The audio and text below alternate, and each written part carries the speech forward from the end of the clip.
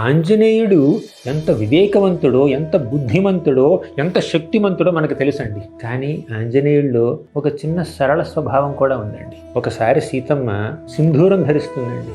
ఆంజనేయుడు చూశాడు, అమ్మా ఏమిటి సింధూరం తల మీద నుదుటి మీద అని అంటే, సీతమ్మకి ఏమనిపించిందంటే ఒక బ్రహ్మచారికి సింధూరం గురించి చెప్తే ఏమర్థం అవుతుంది అని చెప్పి ఆంజనేయుడితో ఇలా అంది, ఆంజనేయ నేను ఈ సింధూరాన్ని నుదుటి మీద ధరిస్తే శ్రీరామచంద్రుడు ప్రసన్నుడవుతాడు, ఆనందిస్తాడు అని చెప్పింది.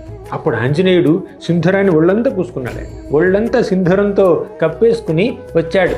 స్వామి ప్రసన్నుడు కావాలి, నీకు ఆనందం కలుగుతుంది ఎవరైనా సింధూరం పెట్టుకుంటే అని నేను విన్నాను, సీతమ్మ నుంచి విన్నాను, కాబట్టి సింధూరం ఒళ్ళంతా వేసుకున్నానన్నాడు. అంత సరళ స్వభావం కలిగిన వాడు, అంత సింప్లిసిటీ ఉన్నవాడండి ఆంజనేయుడు. అటువంటి ఆంజనేయుడు బుద్ధిమంతుడు, వివేకవంతుడు, శక్తిమంతుడు, సరళ స్వభావం కలిగిన వాడు ఆంజనేయుడు మనందరి యొక్క భక్తిని ప్రేరేపిస్తాడు, కాపాడుతాడండి. కాబట్టి ఈ హనుమాన్ జయంతి రోజు ఆ ఆంజనేయుడి యొక్క శరణ పొందుదాం, ఆంజనేయుడికి నమస్కరిద్దాం. జై హనుమాన్.